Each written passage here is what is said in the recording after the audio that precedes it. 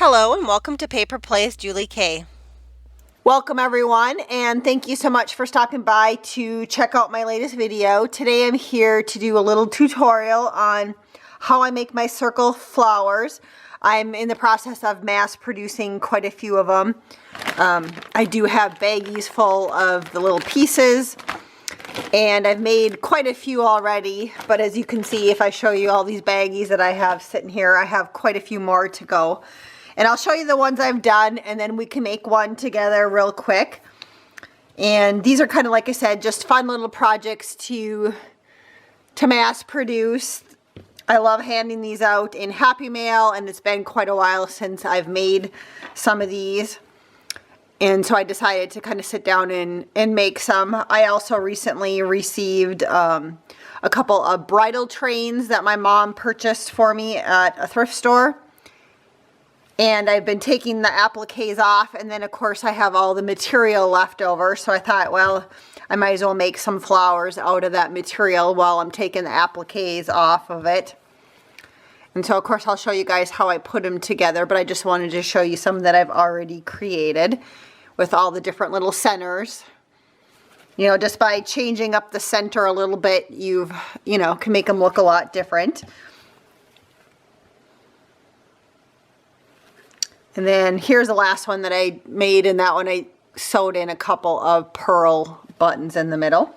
To begin with, I usually like to make these flowers, as I said before, I mass produce them. I also do them in steps. So one day I might sit down and cut out all my circles. The next day I might cut out my laces and trims that I'm using or adding into the flowers. I also will pick out centers that I want to use on some of them. Sometimes I don't even add centers until I'm ready to use them on a project. And also I take a day just to sit and singe the edges of them. And then of course I take a day to just put them all together. It just depends upon how many I want to make. And the size of the circle that you use doesn't really matter. For today's episode, the circles that I cut up were 2 3/4, a 2 1/4, and 1 1/2. And I just actually have quite a few of these circles already pre-made on chipboard, and I just reuse them. So the first thing I always do is I take whatever size circle I want to make, and I will literally add 3 or 4 or 5 pieces of material underneath it, and then I'll cut around it, so I kind of mass produce several circles at the same time. So I do that, and then the next step is we are going to singe the edges so that we make them look a little bit more like this versus flat. And again, you can do as many layers as you want or as few layers. If you look at this pearl one that I've already made, you can see that I have the material. There's some lace in there. There's some organza trim. Some of them I put netting or tulle in them. Several layers of the material. Also, I usually add eyelash trim to the top. I like that look. And then whatever I want for the center. So there's really no right or wrong on these. You can do all the same material. If you just want to do material or just lace, you can do it that way. I like to mix and match. And so again, the first thing we are going to do is singe our circles after we've cut them out. And just a couple of safety things. When you do these, you are going to work with fire for a little bit. I always like to work on a craft mat that can handle heat. I know Ranger or Tim Holtz, the Ranger brand or Tim Holtz has them. Also, like if you maybe shop like in the kitchen section of any big box store, sometimes you can buy those copper mats. Those also work nicely. Just so you have something that's protecting your table or wherever you're working. It's important. It's also important to have some water close by just in case you have an accident or you burn something, which is possible. I have burnt my pieces, and what's nice when you have the craft mat is I can just drop it on the craft mat and blow it out or dump water on it, and then I don't need to worry about it, that I don't have to worry about other pieces of paper or making a burn mark on my desk, just because I have the safety of the craft mat. And then to actually singe the little flowers, we are going to use some sort of flame. I know there are people who will take cigarette lighters and they will hold up the pieces in the cigarette lighter. I like to light either a candle or a tea light. Most of the time I just light a tea light to use as my flame. And again, I have my water sitting off to the side so that we are being very safe. I'll zoom in a little bit so you can see what I'm doing. I also like to work with the tweezers, but you could also, a needle nose plier would work. Just something to hold on to your material as you are burning your fabric. And again, I cut these circles out of a bridal train, so like a wedding dress. And the best that I can tell, this material is some sort of synthetic type blend. It's like a synthetic satin. So it's not 100% satin, it's some sort of synthetic. But on the back side, it's a little more dull than the front side. This side is shiny, and that's the side where I'm going to burn on. I do this technique with a couple of different materials. Usually I just try out one just to see if it works, and then if it does, then I'll start mass producing. I think chiffon works really well to burn. I have burnt the like organza trim successfully, but sometimes that also kind of burns a little too much for me, so I don't want to always do that one. Silk I think works also to burn, but I'm not 100% sure on that. Usually I just cut up a circle and try it, and if it works then I kind of go gangbusters. So I am going to put the shiny side down. And again, I don't know if that's going to show on camera, but there's a shiny side and a dull side on this particular material. And again, this came from a train from a wedding dress, kind of one of those attached trains. So I am putting the shiny side down, and this is the dull side up top. I'm going to hold it close to the flame, but I'm not going to put it in the flame. If you put it in the flame, you are going to start your piece of material on fire. And I just hold it up, and I'll see if I can zoom in just a little bit more so you guys can see. So just watch the edges of my material as I'm holding it up. You can see I have quite a bit of, you know, maybe 1.5 inches or even close to 2 inches above the flame. And if you kind of can tell, the little ends are burning a little bit and burning under. They're singeing just a little bit, but if you look at them, they're not burnt by any means.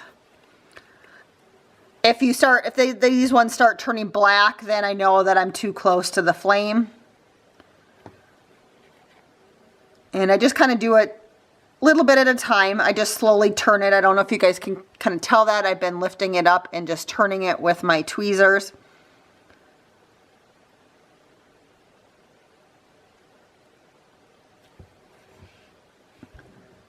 Of course, I love doing these flowers. They're a fun little mass-producing project. It's a project once you've made them once or twice.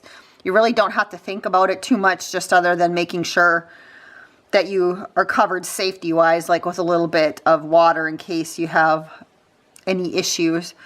And then a lot of times when I assemble these, I'll even sit in front of the TV because I use a needle and thread to assemble them.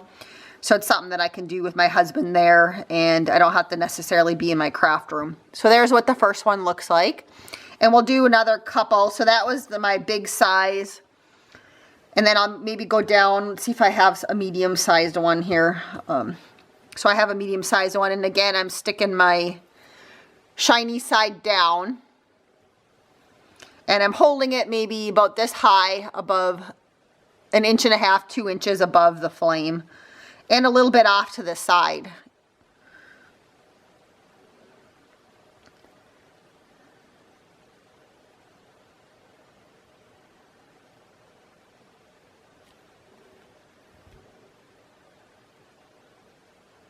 And since I'm zoomed in, I'm not quite sure when I'm picking it up. I'm just kind of rotating it on my tweezers.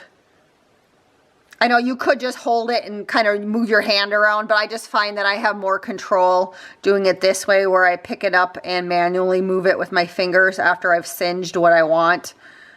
I'm less apt to burn my pieces.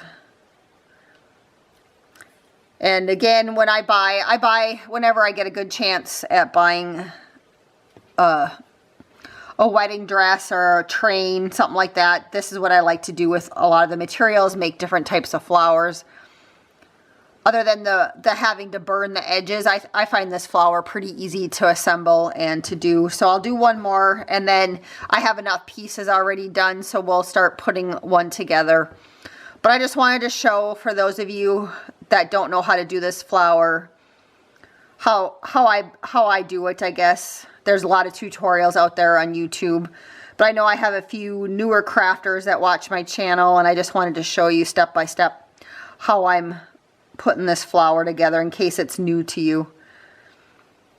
So as I was saying, I often use the material from wedding dresses to make these curtains. When I buy my curtains and I take the lace off, I'll use the material, or at least check to see if it works well to singe.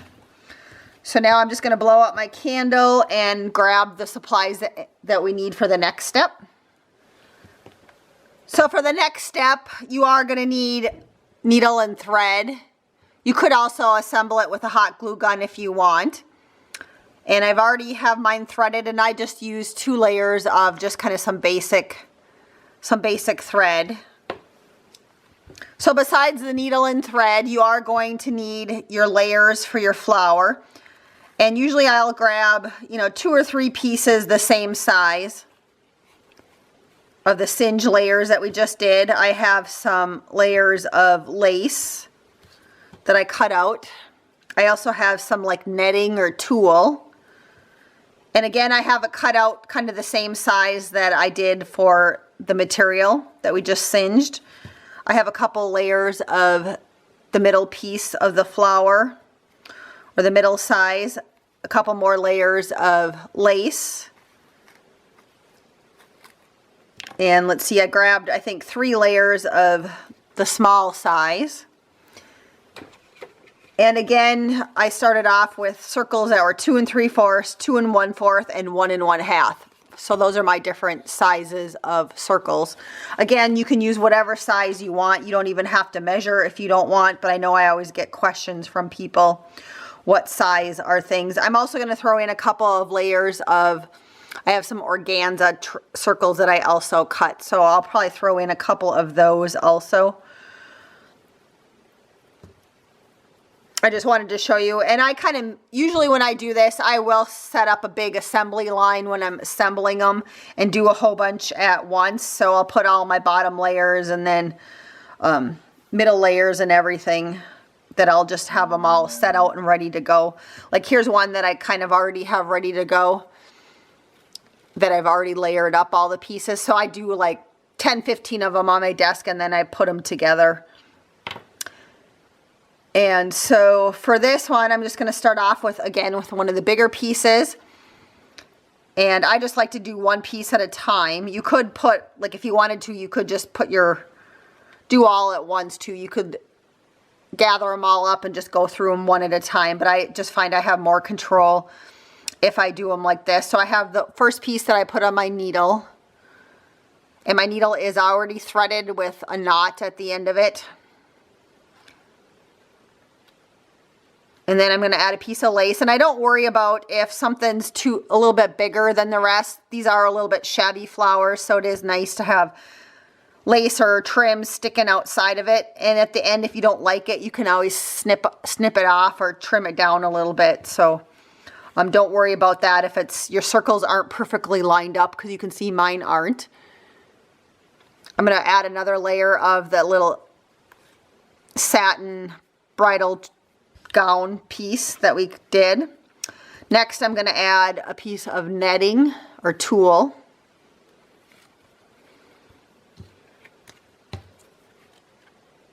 Another piece of the bridal train wedding gown material. And then I think I'm going to go with a piece of organza. And again, I just sat down one day and I cut out all my circles from the bridal train. Another day I sat down and I cut out what I had left of organza. I didn't have a lot of that left. Another day I sat down and cut out whatever netting I wanted to do. So another medium size one that I'm going to layer on top. And then maybe I'll put a piece of lace. And I just kind of keep on layering. It doesn't really matter what, whether you do lace or material or organza, just whatever is pleasing to your eye. I've also made these where I've just done them all straight with just the material too, so that works too. Now I'm going to go to the smaller size of the material, and let's see, I'll do a piece of organza, another smaller piece,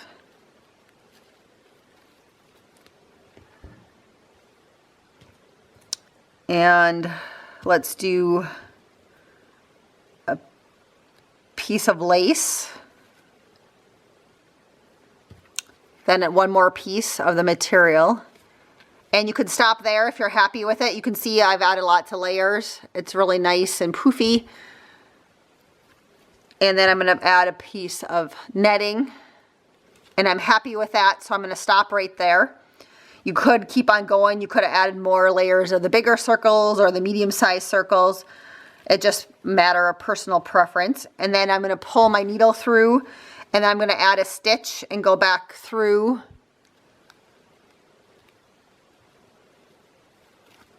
all those layers. Again, it doesn't have to be exact, but somewhere in the middle.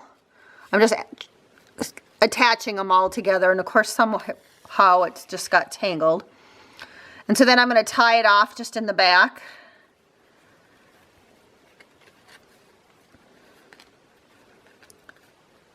And then I'm going to go back through and I'm going to just add a couple more stitches. I just like to make sure that everything's secure. And again, as long as I'm doing my stitches in the middle, I'm not really concerned about where they are. I just want to make sure that every layer is accounted for. That I've sewn through every layer is just the big thing. And I usually do it about, I don't know, 3 or 4 times, and then I just tie it off in the back. Again, if you don't want to stitch these together, you could definitely use hot glue. It just sometimes I like to stitch these flowers onto other projects instead of hot glue, and so I don't like the feel of the hot glue, and I have a hard time stitching through it. So usually if I'm ambitious, I'll just sew all the pieces together. And this also is something, like I said before, easy for me to do when I'm sitting and watching TV with my husband in the evenings. I can easily put these layers together like this. So I think that's good. I've gone through it at least 3 or 4 times. You know, all the layers are attached. So I'm just going to go ahead and I'm just going to just kind of tie it off a little bit on the back side a couple of times. I usually do a couple different little knots just to make sure.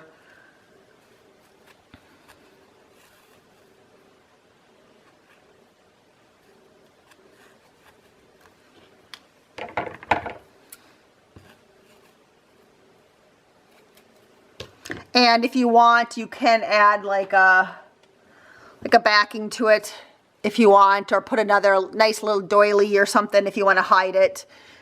You could, you know, put a little piece. This one's a little big, but you could put a, you know, glue a piece of lace on the back of it too if you wanted to. I usually don't until I know how I'm going to use the flowers. So now the next step, I think if you look at it, I'm not really happy with the way this netting layer looks. It just sticks out just a little too far for my taste. So I'm just going to trim it just a little bit. And it's usually just these types of layers that I cut up this or the lace. Usually the ones that I've singed I don't cut off. But I like that one much better. So I'm going to call that one good. And so then my next step is I'm going to take some eyelash trim. And again, you don't have to do this. You could just call it good and put your center in it. But I love the way eyelash trim looks on things. So I'm just going to glue this down in the middle. And also, before I glue it down, at this point, sometimes I just stop and I keep all these in a box until I'm ready to use them on a project. And then I go ahead and add the eyelash trim and then whatever type of middle I want.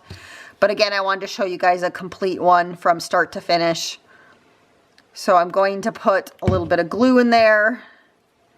And I'm going to just kind of smush the eyelash trim down in the middle.